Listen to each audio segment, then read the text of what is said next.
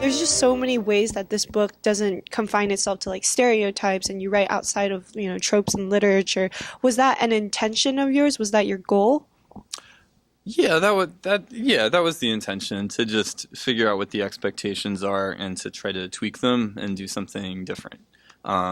So yeah, it's look, I mean, you put like a boy and a girl together in the same room and they're both straight, and then it's like, yeah, of course they need to be resisting making out, and then they make out and it's great. Then they get in a fight and then maybe they make up, and that's the story that has to happen, 99% of the time.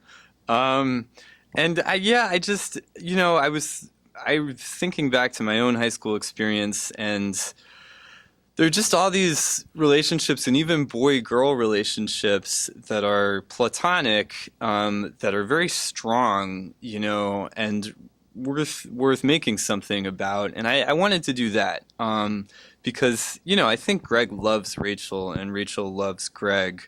They come to that place, but that word love means something very different from what it usually does. The danger is that you're making something that's not interesting, because in part, like, you watch a movie, you watch a book, and there's a kind of escapist part of it where you want them to fall in love because it's not happening enough in your life. But, you just try to make it interesting anyway. Was that one of your concerns, that it wasn't interesting if this didn't happen? Yeah, that's an insecurity that I think you're always going to have as a writer. Like, is this rewarding my readers' attention enough? Are they going to keep reading? And so, maybe it's a way of kind of increasing the degree of difficulty too. Because if they don't fall in love, then what is happening between them, and why do I care about it? But it's still.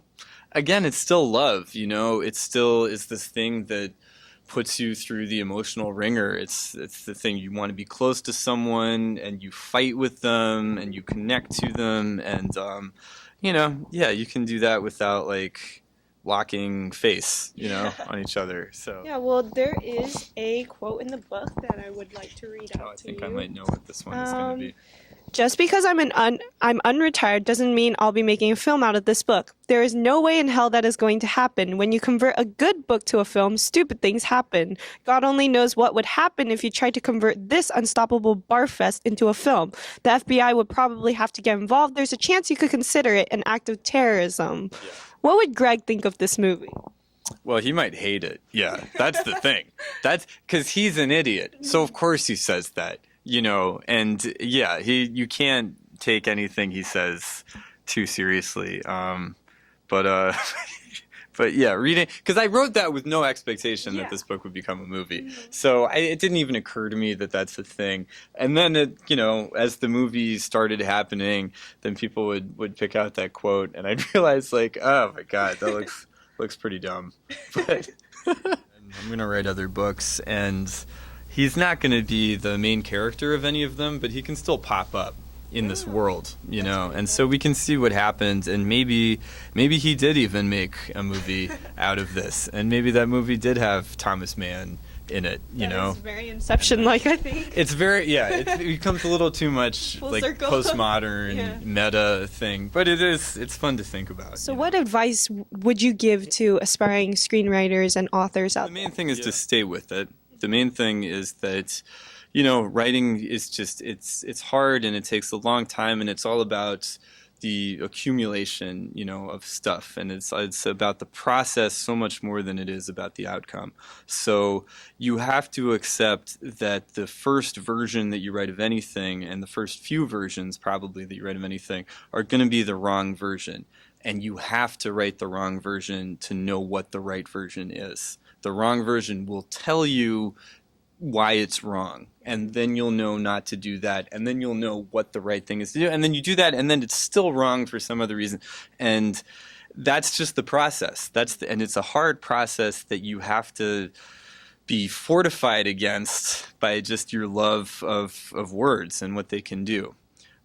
Because, ask any writer, they're gonna talk about like, I wrote something, I feel so insecure about it, I hate it, why is this happening? But it's what always happens, you know.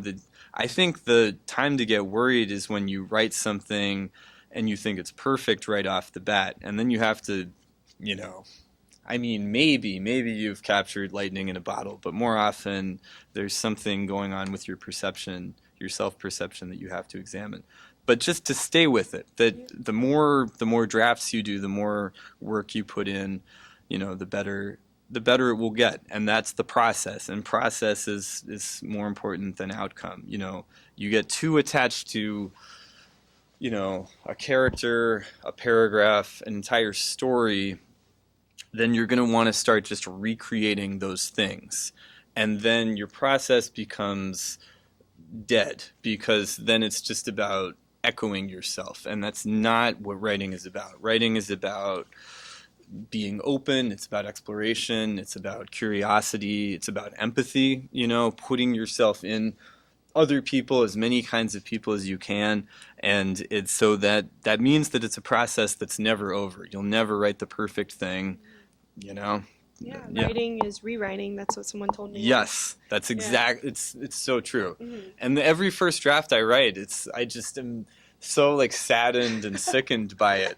And then gradually you replace that thing with some better thing, and it starts to look better. And then you get another thing, and you put that in, and then finally you start to reach a point where you feel comfortable putting it out in the world. And then you get responses to it, and then that helps you improve it even more. So. Yeah. Thank you very much. It's so nice to meet you. Thank you.